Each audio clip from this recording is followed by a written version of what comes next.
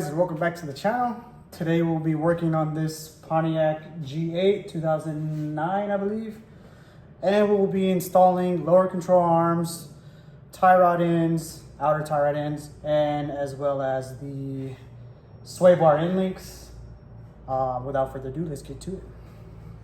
All right, so as you guys can see here, the outer tie rod on this side is pretty much busted and needs to be replaced. Not sure on the exact mileage on it, but it needs to be replaced. Let's jump over here to the other side. This one's definitely gone,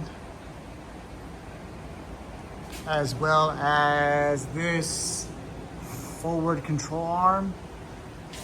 Now these things have a few control arms. There's one right here and there's another one right here. So as far as I'm concerned, I'm not a GM guy or a Pontiac guy, but I guess this is called the rearward front control arm and this is the forward front control arm. So there's only aftermarket stuff that I could find for this, so that's what's going on the car.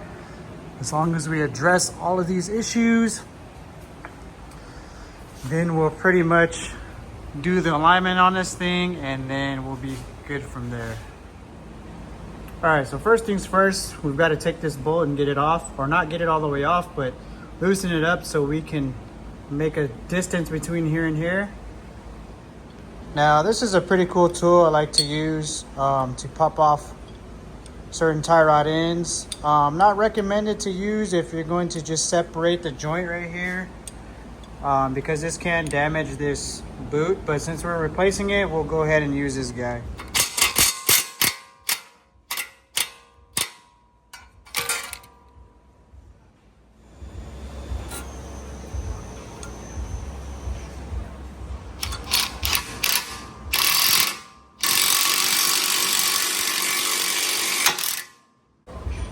Go ahead and loosen this guy.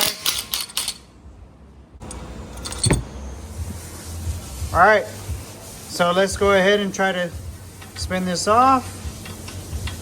Oh, it's not coming off. So, okay, you guys see that little Allen head in there? So I'm sure this is spinning, yep.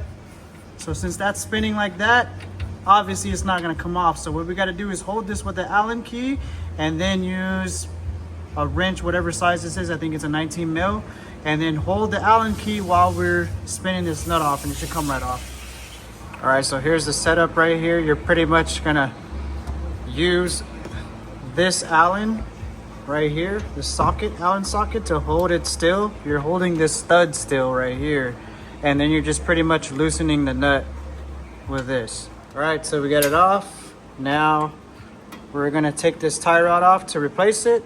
But what we're gonna do is count the turns and then take it off. So put that there, and we're gonna count the number of turns. So 1. All right, now so we have this tie rod off. Now we're just gonna set this to the side. And then now we can freely spin our rotor, so we can come in here and take this nut off. And then we got to get to that bolt and that nut, and this control arm should come right out. All right, so our tool is too big to fit in between here to pop it off. So what we're gonna do is lift this boot up a little bit, and we're gonna spray some PB Blaster in there to let it kind of soak through. And then since we're replacing this already, I'm gonna try tapping on this upward to see if it'll knock it out of that joint. If not, I'm just gonna try different ways to get this off. All right, so I went ahead and got it loose. So what I did was pretty much hit it with a hammer just right here and right here, just enough to break up some of the rust that's in here. So I didn't hit it too hard. It just literally went like this and pretty much got it to pop loose like that. Didn't do any damage or anything like that. So we don't want to hit it too hard. You never know if you cracked a knuckle or what. So now we got this end loose, ready to come out. So now we've got plenty of play here. And now we've got to try to get to this somehow. All right, so next thing is we got to hit this bolt on this side and this nut, and I believe they're 218s. So we're gonna get in there with this 18mm combo wrench as well as this swivel head. So we're gonna get in there and get to it. All right, so we got the bolt out. So now we're just gonna pull this arm right out. It should come out.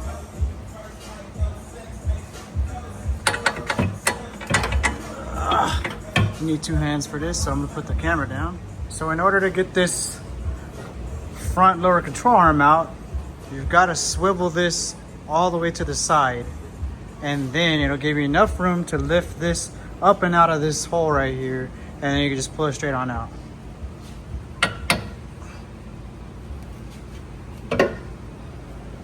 Now let's see. Pretty much match it up to the one that we have here. Looks like it's going to be that guy right there.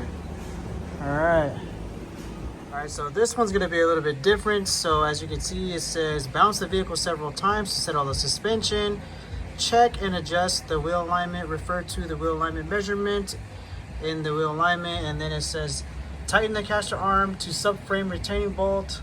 First pass, tighten to about 30 foot-pounds, and then final pass, tighten the bolt an additional 120 degrees. So we'll tighten that down on the alignment rack once the car is nice and settled. All right, so I got the new one staged up in there, and obviously reinstalling it is the reverse of removal. So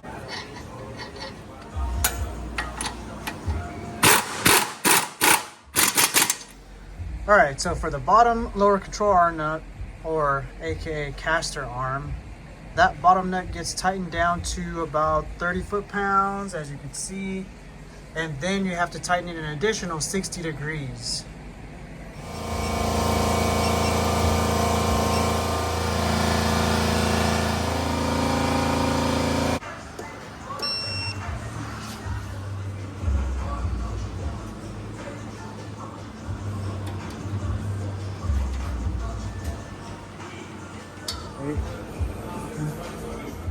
All right, so here's the torque specs. So basically for the tie rod in nut, tighten the rod in to tie rod lug knot 2, which is this guy, tighten it down to 37 foot-pounds. So we want to tighten that guy down to 37 foot-pounds.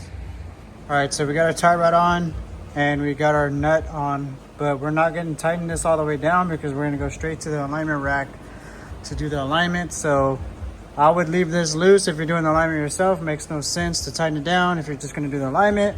But if this is like a DIY job and you don't have access to an alignment machine, then you might as well tighten it down to the torque spec that I showed earlier, and then your alignment technician will take care of it when he does the alignment. You will definitely need to do an alignment even after you count the amount of turns that you put back on this thing. So it's just wise to torque it back to spec until the guy is able to align it for you. So install the new tie rod into steering knuckle retaining nut number 5, which is this guy right here, and tighten to 52 foot-pounds. Okay. One thing I like to do is to mark the bolts on where I've already torqued it down, so it lets me know that it's been torqued and it shouldn't move from this mark.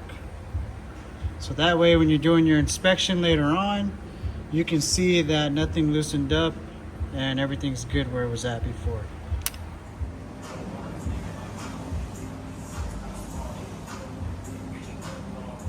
Alright, so these are pretty cooked. As you can see, the boot's ripped. It's kind of hard to see. Let me see if I can put this in some light. So yeah, these are pretty cooked. Look at that. You can see that it's pretty torn there. This other side, it's kind of hard to see when it's in there in the car, but yeah, look at that. These are done. So we're just gonna go ahead and swap them out. Let's go check out the other side. bolts, I already kind of took them loose.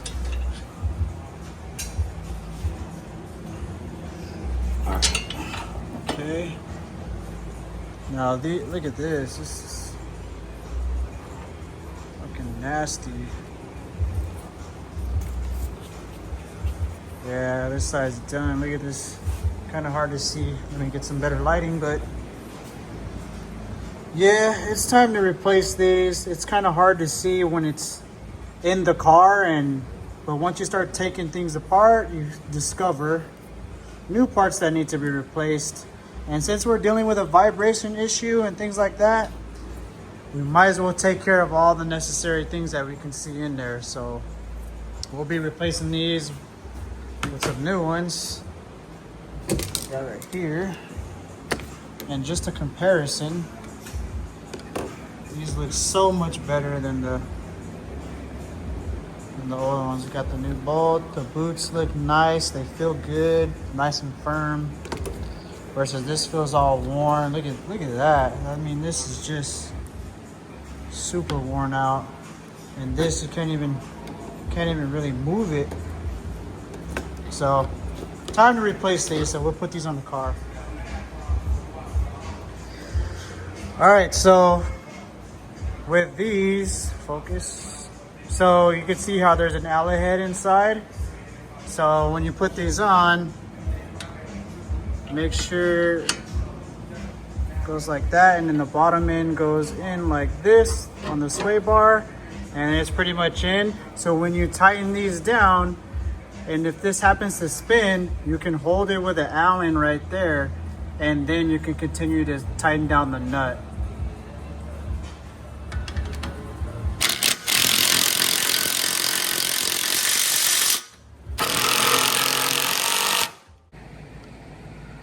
Alright, so install new stabilizer bar link to stabilizer bar retaining nut 1, which is this nut right here. Oops. So that nut, and tighten down to 37 foot-pounds.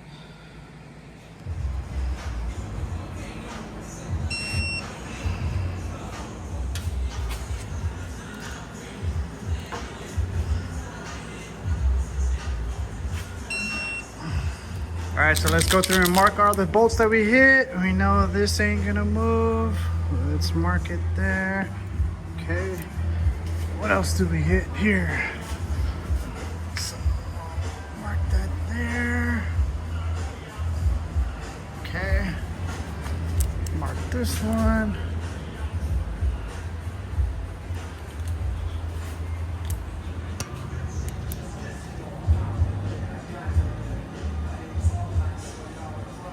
All right, now I gotta go back, tighten up the other side, tie rod in right here,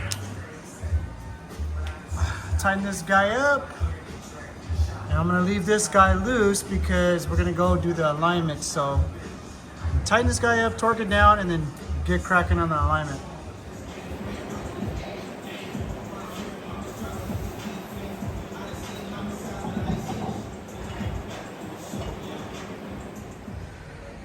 Here we have our torque specs. So it looks like the wheel nut torque is going to be 125 pounds. And I think we have a 5 lug, so it's telling you to do it in a star pattern. So always follow that, so that way you can evenly seat the wheel.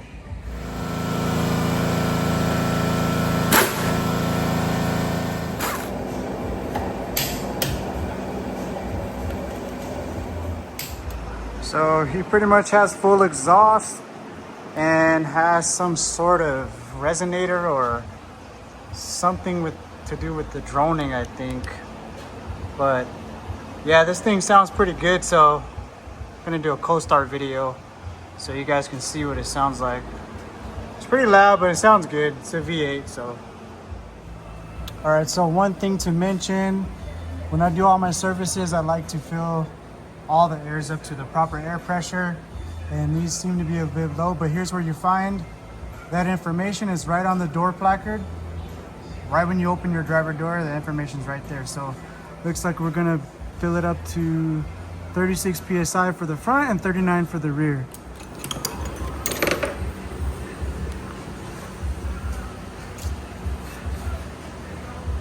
See what tire pressure we're at. We're at about 30 psi, so I'm gonna fill them up to about 1 psi over the stock because we have aftermarket wheels and tires.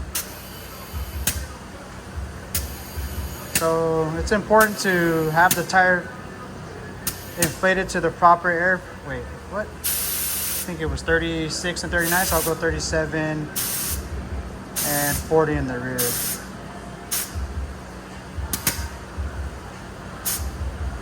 There we go.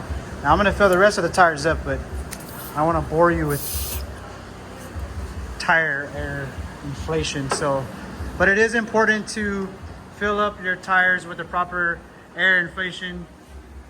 You don't want them to be lower than normal. That increases tire wear, and it actually can help you with a little bit of MPG. Not by very much, but hey, whatever MPG you can squeeze out, if it's a tenth, I'll take it. Gas is not cheap nowadays, especially in California where we live. So I try to do everything I can to ensure tire pressure.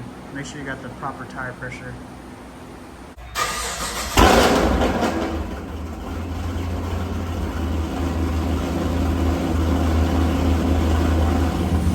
All right, so now I'm just gonna do a little B-roll for you guys.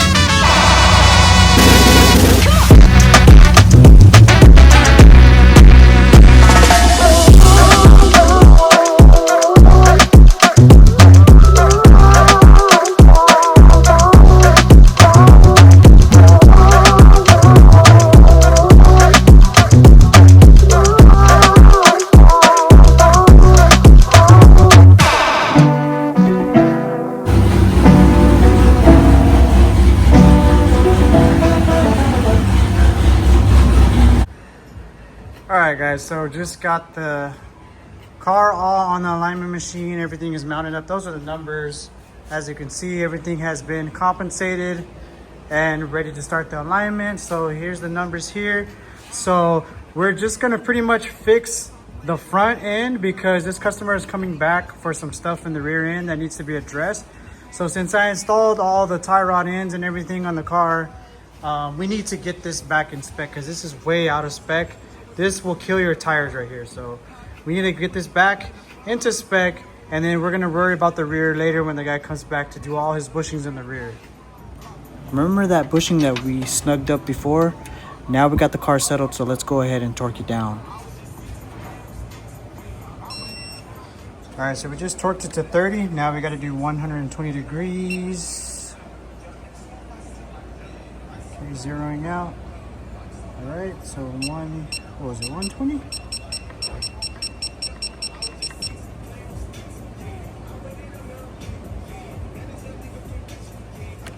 Boom. Oh. So these guys aren't doing the job too well, so we're gonna go ahead and try it with this guy right here.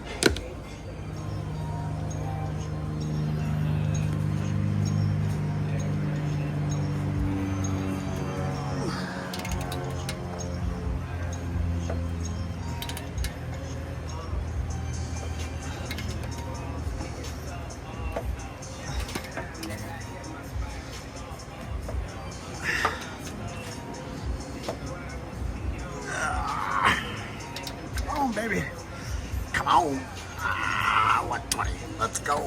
Let's go. 120. Almost there. Finally. All right.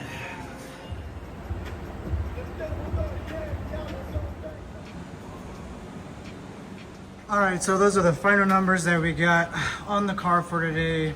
We're not really adjusting camber because he's gonna come back for his whole alignment done because we're going to be replacing some other parts in the rear. So back here, as you can see, he's got the one-piece aluminum drive shaft, and it's been causing some ruckus. I don't know if you guys can see up there, but you see that e-brake cable has been chewed up and it's got some blemishes all around. So what's happening is that the weights are falling off of this thing. You can see one weight sticking right there, but they're chewing up the brake cable because it's too, I believe it might be too big of a drive shaft as far as like the overall circumference. So I mean, he's experienced some vibrating issues, and I can already see from right here. I don't know if the camera can pick it up, but it's already some cracks in the bushing already. So those have definitely got to be addressed. So he's supposed to come back and fix all these cracks and worn out bushings, and this drive shaft. We've got to come to a conclusion on what we're going to do with this, if we're going to go back to the 2-piece, because I believe there is supposed to be some type of insulator there. So as you can see, there's nothing dampening the vibration issue that he's having. And he's got some other issues going on as well. So back here you can also see, where is it? It might be hard to see, but up there, let me see if I can zoom in. That knuckle, it's definitely cracked inside of there. Those got to be all pressed out and put new knuckles in, or bushings in there. So same with the other side. So it's kind of hard to see, but when the car comes back and he does all the bushings, then we're gonna do a nice alignment for him and get this thing stout with no vibration issues. So for now, we're just gonna continue with the front in alignment and go from there.